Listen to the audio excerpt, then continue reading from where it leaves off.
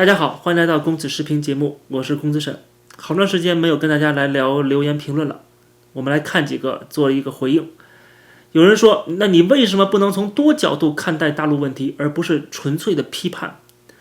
那我举个例子，我讲到中国现在在这个国际舞台上有一个战狼外交，对吧？开始对西方世界的这种咄咄逼人的姿态，那这只是一个现实的陈述啊。你愿意批判，你可以批判；你愿意叫好，你也可以叫好。我只是把这个现实讲出来而已，对吧？当然了，我会告诉你这么做会有什么后果啊，我会做一个分析。那你觉得我把一个事实讲出来就是批判的话，那我也没有办法，对吧？那确实有很多东西是值得批判的，但是我觉得作为媒体或知识分子，你的任务不就是批判吗？难道去建设吗？你又不是公务员，有人选我去当中国的领导人吗？没有，对吧？而且中国也不允许选举啊，所以说没有什么建设可言，你怎么建设？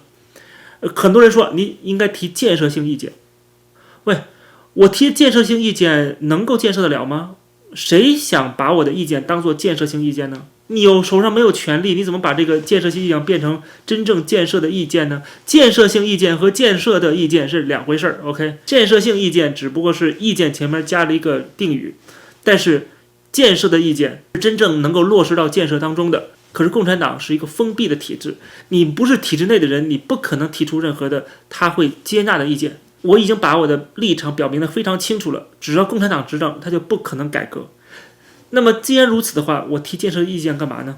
对吧？我让它变得更加强大，更加的独裁，更加的专制，对吧？更能够有实力去就割韭菜，那这不是助纣为虐吗？所以说不要提什么建设性意见，不要给中国共产党任何的意见了，我们就等着习近平不断加速，然后倒台就好了，因为这是他的宿命。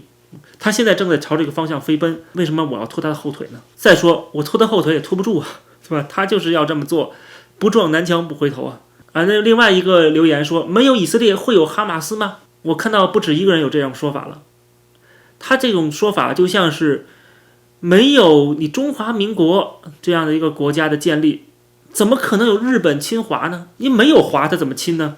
那你的意思说日本侵华的罪行，或者说二战当中日本是没有责任的，责任在中国，是这意思吗？所以你看这种说法本身逻辑上就有问题。你不在我面前出现，我能欺负你吗？那就这个意思。凭什么人家在你面前出现，你就得欺负人家呢？对吧？自己去想一想，你的说法有多么的荒谬可笑，这难道不是一种对恐怖分子的合理化吗？好，下面这人说，这个解释很可以，直截了当的表明了你支持民进党，就连民进党那套台湾等于民进党的说法都学去了，那我自然没话说。但是把立场摆那么明，那下次说你支持民进党就好，不要说支持台湾和普世价值，中共不等于中国，民进党也不等于台湾。那有这种说法的人呢，可能是对我一种失望之情，就是哎呀，公孙沈怎么支持民进党呢？因为他们是不支持民进党的。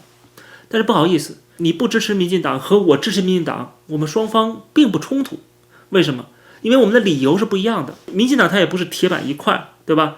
你不支持民进党，可能有你自己个人的原因啊，比如说你不满意他的某些官员，所以你觉得民进党是一个不好的党，应该让他下台。但是我支持民进党，我有我自己的理由。比如说我之前讲过，过去这几年蔡英文政府在抗中保台上面，还有处理国际关系，加强台湾在国际社会的存在感，并且增强台湾的国防实力，维护台湾的主权的安全，对吧？这些方面我是赞同的，我觉得他做得很稳健，所以我支持他。甚至可能有些人这次不想投民进党，但是对我刚才给出的理由都是赞同的啊，而且他本末倒置，说我支持民进党就不能说支持台湾，可是我正是因为支持台湾，所以才支持现在的执政党。OK， 这正好是相反的。我支持台湾，支持普世价值，就要支持任何捍卫台湾主权的势力。而今天的民进党政府是台湾的执政党，他在捍卫台湾的主权，在保护台湾，我当然要支持他。所以说我支持民进党政府，支持现在的台湾执政党，正是支持台湾、支持普世价值的结果。还有就是中共不等于中国这个说法，就不要再提了啊！如果你说这个中国是中华民国的话，中共当然不等于中华民国啊！这中共现在在威胁中华民国。但是如果你说中国不是中华民国，是中华人民共和国 ，OK， 谢谢你终于承认了一个现实，就是台湾代表不了中国。但是问题是，中华人民共和国是什么国家？是由中共建立的中共党国。那中华人民共和国不就是中共吗？我们一定要认清楚这个国家的本质是党国，党和这个国是深度绑定的，没有共产党也不会有中华人民共和国。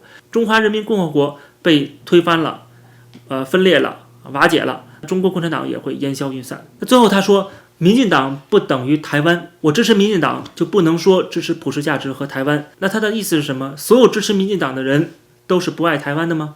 是这个意思吗？自己去想一想，说这个话多么荒谬。支持任何党派你都可以是爱台湾的，哪怕你支持统促党，你都可以说自己是爱台湾的，支持台湾的。你自己怎么想，每个人自己怎么想是自己的事儿。但是我们可以分析，你可以摆出证据来证明你这么做会损害台湾的利益。你可以说我支持民进党导致了某某某人他的利益受损，你可以找出证据来证明这一点，对吧？然后批评我没问题，我接受。但是如果你找不出来的话，但是我却能找出来民进党的很多政策是有利于台湾的，如果能证明这一点的话，孰是孰非呢？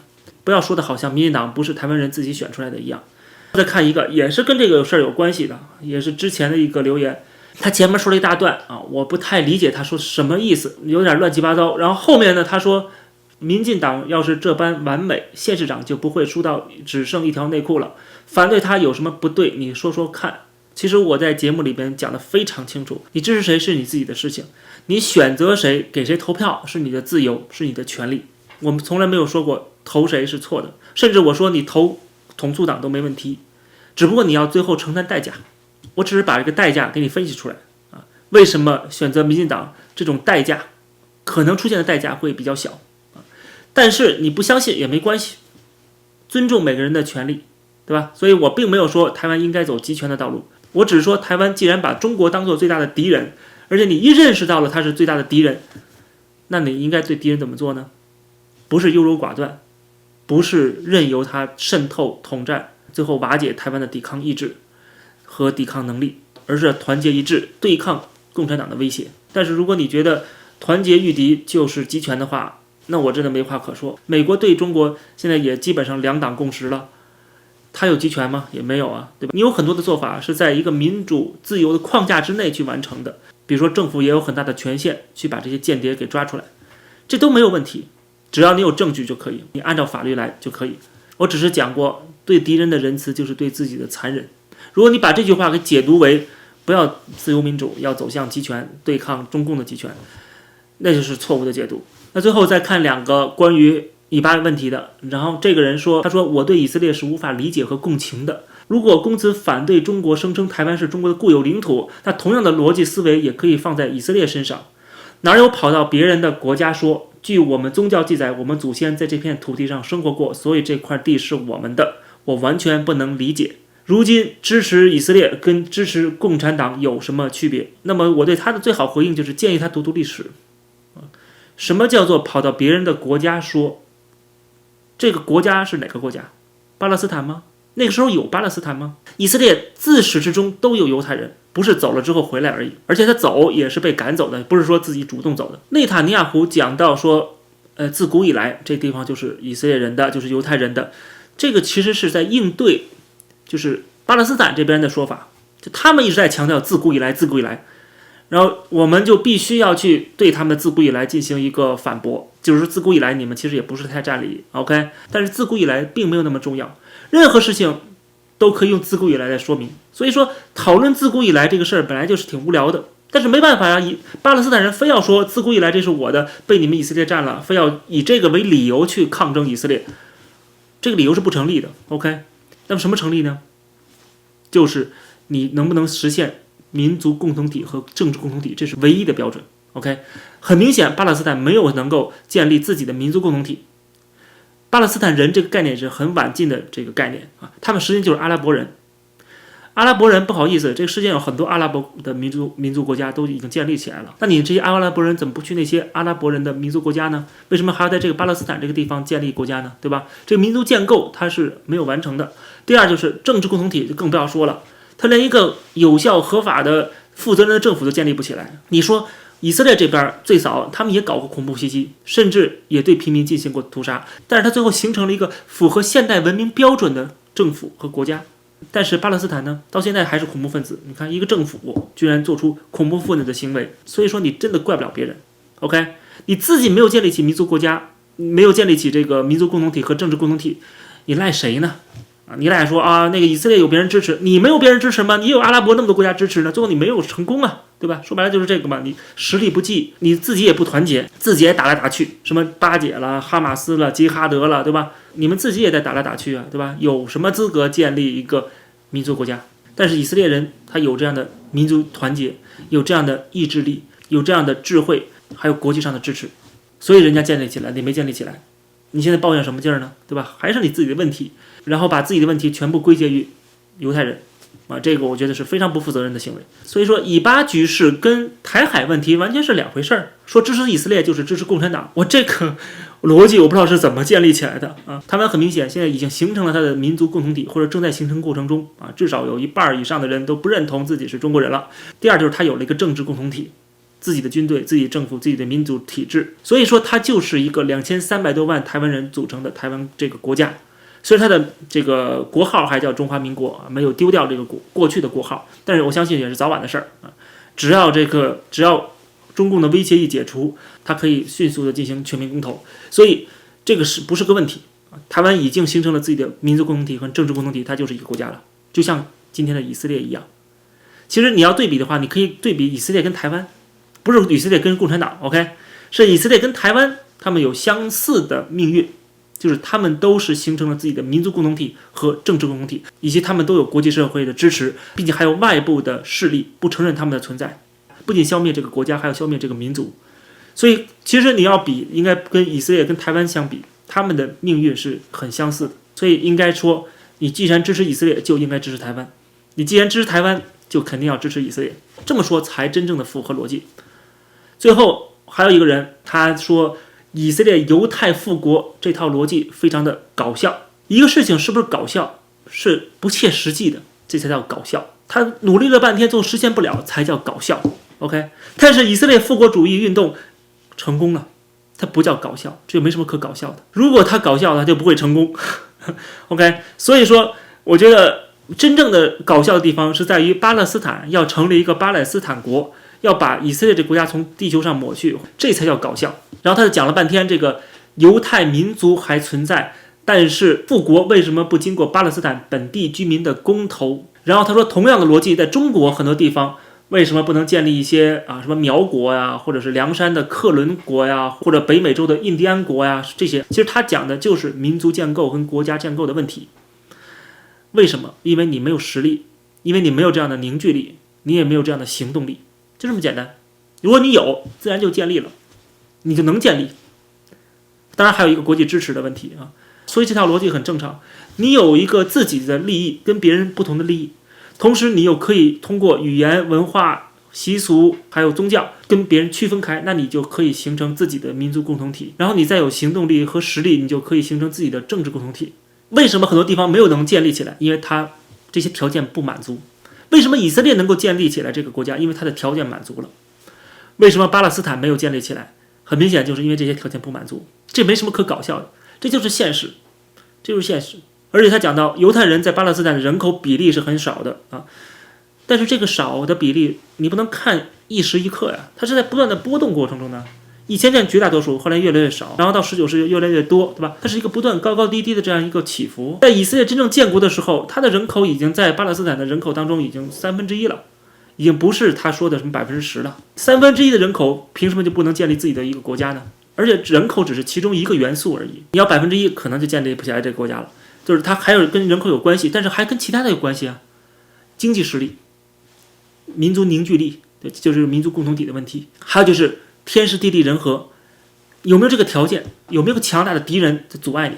当时英国统治下是代表国际联盟，就是这个联合国的前身，去统治这个地方，作为代管。